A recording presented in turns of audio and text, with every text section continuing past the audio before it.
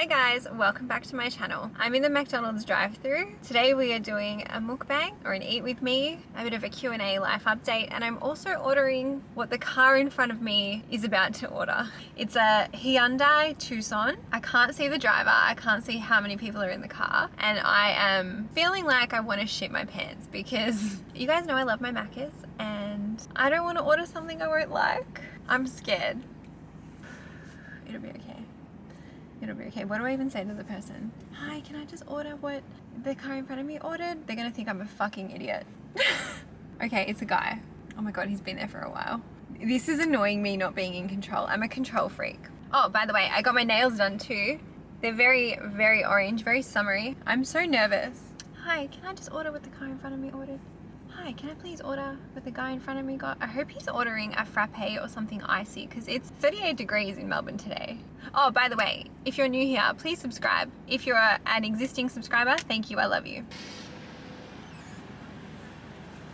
Hi, what can I for you? Hi, I know this is going to be very odd, but can I please order what the car in front of me just ordered?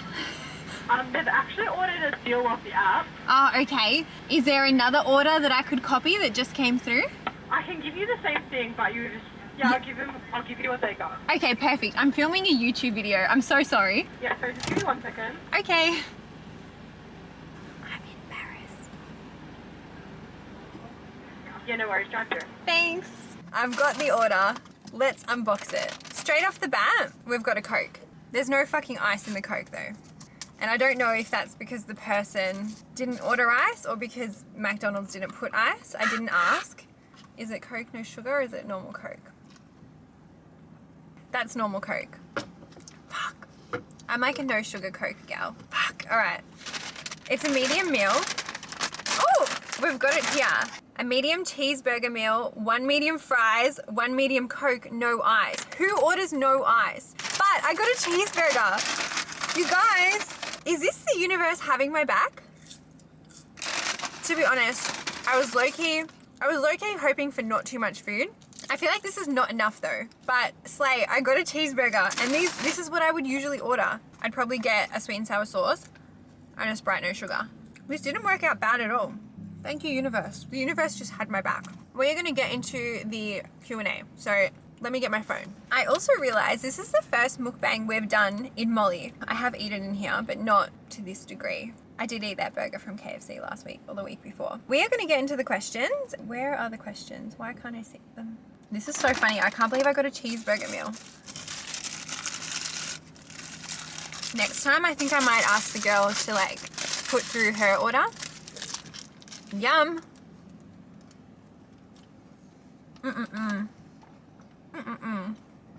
You guys really came through. Thank you. Which question to answer first? Do you ever get self-doubt? I admire your work ethic. Thank you. Of course I get self-doubt. I'm a human. I think it would be odd if you don't get self-doubt. For me anyway, I had a very harsh inner critic. I don't know if people can relate to that, but you know, like that voice in your head that tells you like you're not shit, you're not good enough, you don't deserve good things. Mine was very, very loud. And through therapy, I became aware of it. And then I learned to like reprogram it. And now I speak to myself a lot nicer. I do feel doubt. I do feel fear. But I try to push through it because I know that a lot of the time, the things I would say to myself are worse than the things people would say to me. And so that always kind of pushes me through, which is a hard thing to admit. But I'm human and I just think if you feel that self-doubt, then that's okay too. Don't beat yourself up for feeling like that. Let it come, let it pass, and then try to reprogram it in a better way. Oh, how did your Reno house get its address leaked? I didn't tell you this in the Reno update and I realized that when I was editing it. But the day of the auction, because I bought it at auction, the real estate agent took photos and videos of me. This was me putting the sold sticker on, standing in front of the sold sign. And I had been very careful to take photos just out of the sign. I didn't want people to find the address because I had intentions of living there. And then about 3 to 4 days later, people started commenting the address on my TikTok. I ended up taking the vlog down the day that I bought it and I took any other videos about it down in that week. But I was getting really mean comments. People were saying, blah, blah, blah address. as if you would buy this dump. Blah, blah, blah address. Can't believe you paid this much for this dump. She bought a shithole in blah, blah, blah, full address. Someone else is like, oh, that street's lovely. My friend lives on that street, like commenting the name, the number, the name, and the suburb. The suburb is Reservoir. I don't care now. My builder and I have agreed that we can call it the Reservoir Project. You guys would know. I also went to inspections in Preston and Reservoir. That's like a northern part of Melbourne. If you know the address, please don't repeat it. It's blocked everywhere. I would appreciate that privacy. And I think it was a lesson for me in social media at that point. I hadn't been doing social media for that long and I didn't understand the power of the internet. After all these comments were being commented, I blocked the address and I could not figure out for the life of me how people were figuring it out. And then I got a DM from a girl who had forwarded me my real estate agent's post. And the thing that pissed me off is the day of the auction, when I had put the sold sticker up, I said to the real estate agent, I work in social media. I know people are going to be curious. I know people are going to want to know the address. I know they're going to want to know how much I spent. I will tell them that. I plan on doing like a whole renovation series. I'm going to share everything, but I just don't want to share the address. Oh my God, how am I already burping? And he was like to me, I'm not going to post it.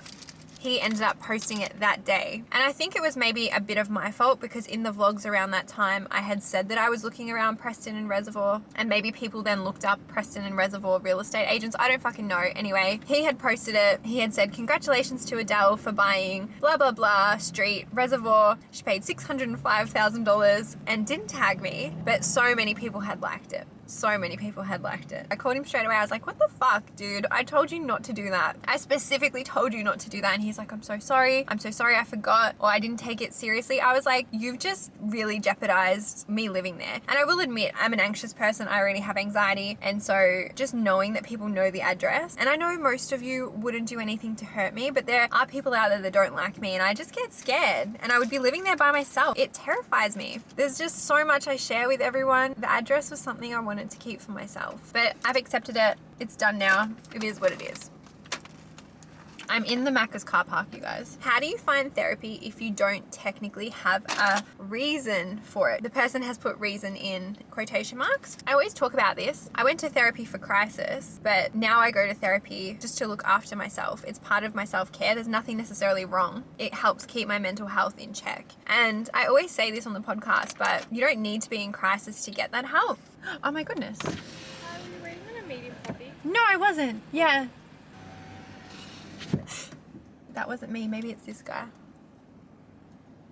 What was I saying? I still enjoy going to therapy when there's nothing wrong because there's still stuff that happens in my life. At the moment, I've got some stuff coming up when I'm dating, and that seems to be the focus of therapy. I've also got a lot of stuff coming up because I'm turning 30, and I'll talk about that in a second, but that keeps coming up in therapy. So it's always relevant. There's always something for me to learn. And if I look back at all my self-awareness and if I look back at everything I've learned, it hasn't been when I've been in crisis. The most I've gotten out of therapy has just been when I've been able to take it in and not in that heightened state. Obviously, having her support and having her there for me and managing things when I am in crisis is life-changing, life-saving. I still go and I'll still continue to go. I will say when I'm like feeling really good and when I'm like healthy and not experiencing an anxious patch or a depressive patch, I can really space out my appointments. If I'm really anxious or I am feeling like I'm going into depression or I'm in depression, we need to have weekly appointments, and we just manage that as things happen. And I guess things are always going to happen in life. So it's like a toolbox, and that's one of the tools in the toolbox to help me stay healthy and happy.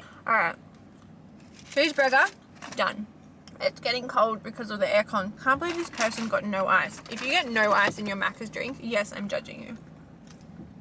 It's paining me to drink it though because I hate normal Coke.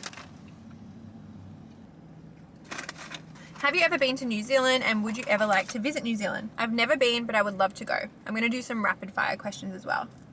What lipstick, lip gloss are you wearing? I'm wearing the Morphe Backseat Love lip liner and the Hourglass Child lip gloss, which has all come off, you guys.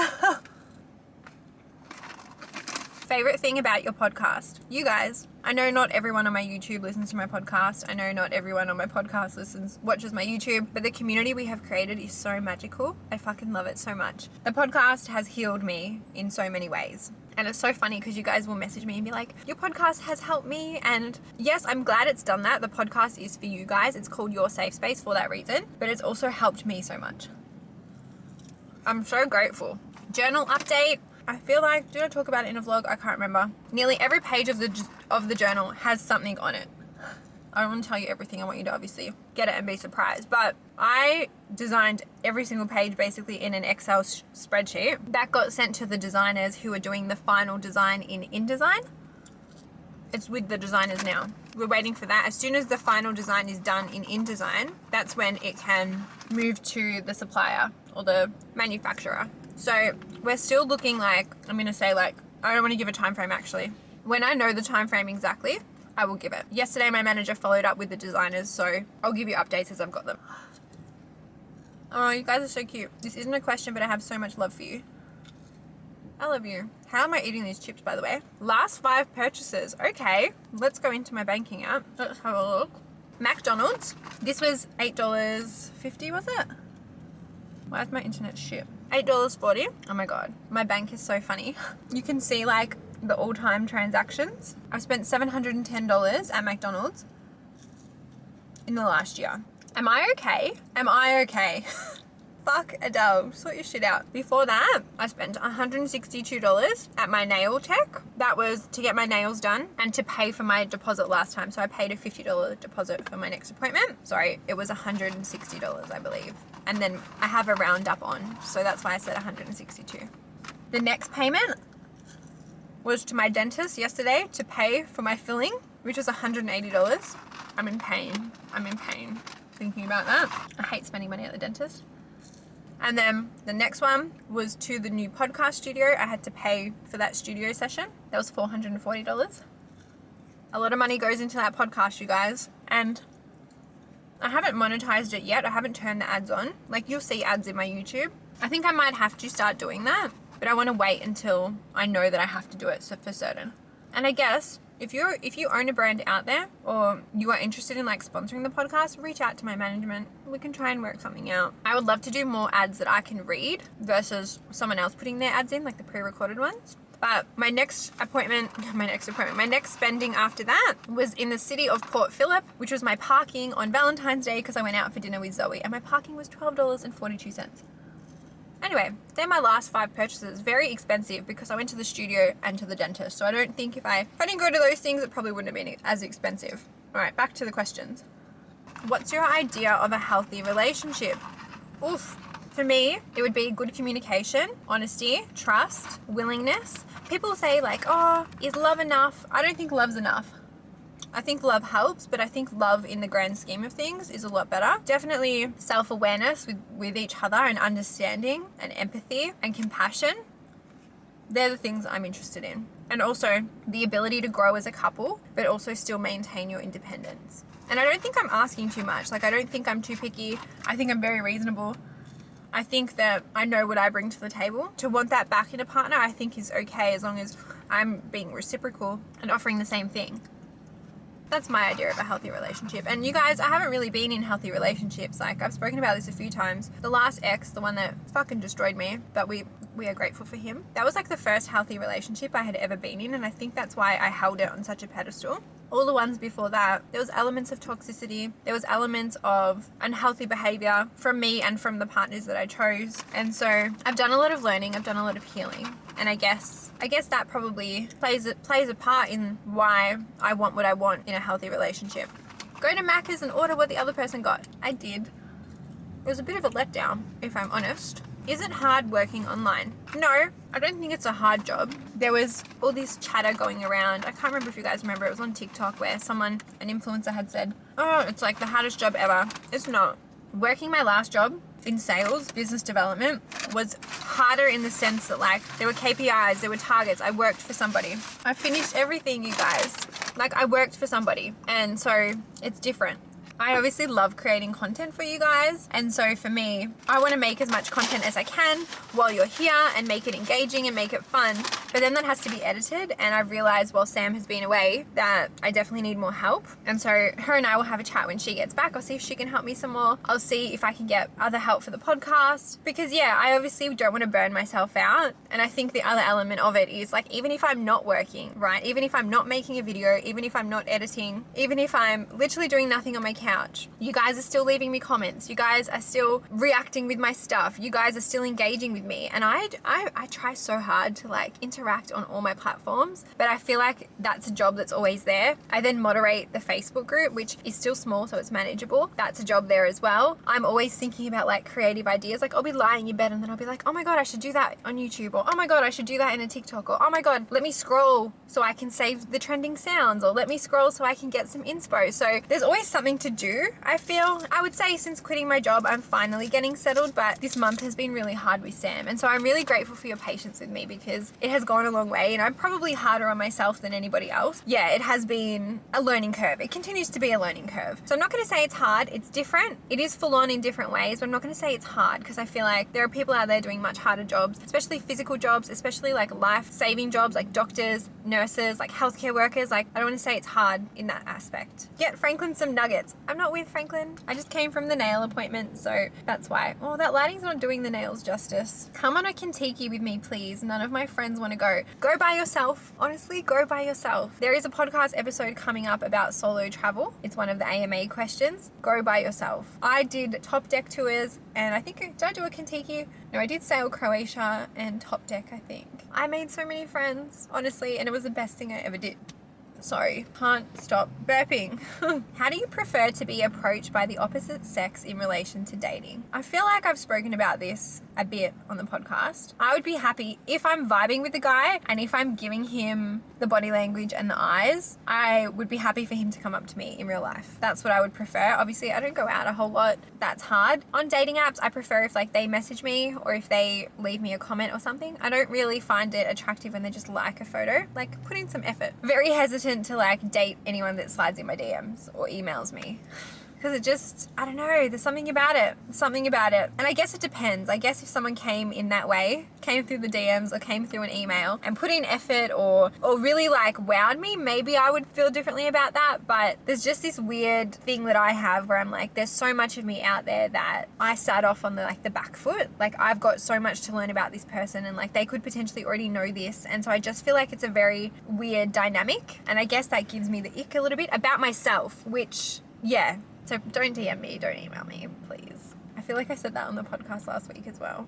Oh, how are you liking your new car? Would you recommend it to others? Guys, Molly is amazing. I love her. Every day I tell her how much I love her. She desperately needs a wash. I will do it. It's just, I haven't had time. Maybe I should get someone to wash the car. My dad's very pedantic about the washing of the car. Even the car dealership was like, don't go in a drive-thru. You must use like this product.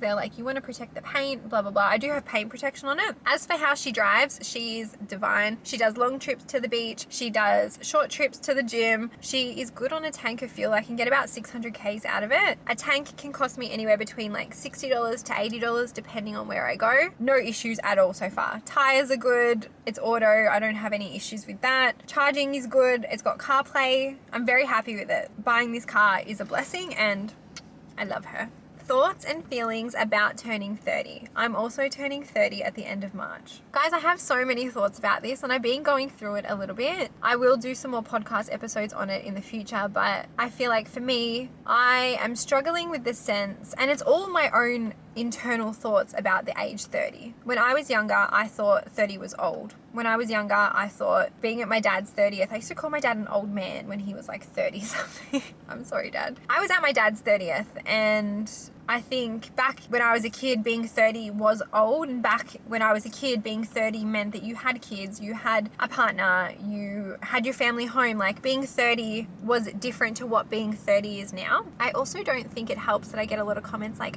you look so good for 29, as if you're 29, or I can't believe you're 29, or is like, how do you look like that at 29? Guys, I'm 29, I'm soon to be 30. I'm not dying. I'm not geriatric. Like, I'm a 29-year-old, and I think it's a mix of things. There's like societal standards about the 30, the big 30. There's also the element of on TV, on shows, movies, things like that, you'll have actors that are older playing like these people in their teens and their 20s. So then people think that that's what like teens and 20s look like, and maybe that's why the perception of age is different. I also think that the teens and like early 20s now, they have different style. You guys also probably look a little bit older as well, which is not a bad thing. It's not a bad thing at all. When I was 18, I was still doing like blue mascara and like blue eyeshadow, for fuck's sake. You don't see that now. So maybe it's a mix of that. that. But for me, I am stressing. I'm trying to stay calm. I think when I turn 30, I'll be okay. I think it will just be another day. I haven't planned anything for my birthday yet. I don't know if I'm going to. If I do, it'll be very low key with my friends and my family. Yeah, I don't want a big hoo-ha. I just want to turn 30 in peace. Am I at peace with it? Not yet. But I'm going to do 2 podcast episodes on this, I think. One about aging and one about like 30 things I learned before I turned 30. I think that will be very cathartic for me, and that will be a release, and that will help me work through some of the stuff I'm feeling. Yeah, I don't know. It's weird. And I guess the other thing is, like, I know I've built such a beautiful life for myself and I have so much to be proud of, but I also think my life looks very different to what I thought it would look like. So just reconciling with that has been interesting as well. I'm not having a midlife crisis. No, I'm not. I'm not going to go and do anything crazy. I might get a tattoo, but that's not unusual for me for my birthday anyway. Where do you do most of your grocery shopping at? P.S. You got me addicted to Oreo chillers. Oh, we should go get an Oreo chiller. I'm looking at the video though, and I'm probably going to answer like a couple more questions. I do the shopping at Aldi first, and then I go Coles, and sometimes I'll go to Woolies if I need to, but Aldi always, because it's cheaper, and it is actually cheaper, you guys, and the cost of living is fucked. So shop at Aldi if you can. How do you get rid of grey hairs? I have to dye my hair. I will embrace them one day. Now's not the time for me to embrace them, unfortunately. So I'm gonna just keep dyeing them brown. Oh, the temperature gauge has gone off on the camera. What's going on with your love life? I wish I knew. Unfortunately for me, February has been very chaotic. I've been working, you guys would have seen that. All my spare time is like editing, making content, either going to events or work stuff, and so I haven't had the space for it, which is a little bit upsetting because I am ready. My plan is once Sam is back, once my workload decreases again, we can get back into dating. I don't have any dating updates for you at all, unfortunately, so I'm really sorry about that. What is your main goal for 2023? Ooh, this tastes so bad. The first one is finish the renovation. Second one is release my journal. And the third one is take a holiday. And I'll take you guys with me on the holiday. I've got a warning, 4 minutes. Do you see yourself with your own family in the future? Lots of love. This question got asked so much. I always get asked about kids. I think it's because I'm aging. I think it's because I'm turning 30. I don't know. That's my genuine answer. I would love to get married, not like a full-blown wedding. I would love to just get married and have that partnership with somebody. I could even get married without the wedding. I could go to a registry and get married with my husband there, and then just have like a cute thing at home with like our family. Like, I don't want like the full-blown wedding. Definitely can see myself with a husband. I hope that I get that. I don't know if I can see myself with kids. I don't know. And I've never felt maternal, and I will unpack this in a podcast episode. I've never felt maternal. I've never felt like, oh, I really want to be a mum. And I love that. I might put a trigger warning on the screen. And I love that some people have that urge and want that, and I feel guilty saying that because I know there's people out there that want kids and struggle with it, and it's just so layered, and so that's why I will do a podcast ep on it. But yeah, I don't know. I would love a husband, but I don't know about the kids. All right, let me quickly, we've got 3 minutes. Oh my God, 2 minutes. All right, you guys, I am freaking out. I can't pick another question. There's heaps more there, but we might do another one of these soon. I hope this was a nice little update for you. Thank you for watching. A bit disappointing about the order. To be honest, I'm not drinking this. I'm not drinking it. I'm so sorry. But I love you. If you haven't already, please subscribe. If you are new here, hello. Hope you stay. If you're returning, I love you. Thank you so much. Please leave me a comment. I will reply. And I'll see you guys in the weekly vlog. Mwah, mwah, mwah. Have a good weekend. Be safe. I love you so much. Bye.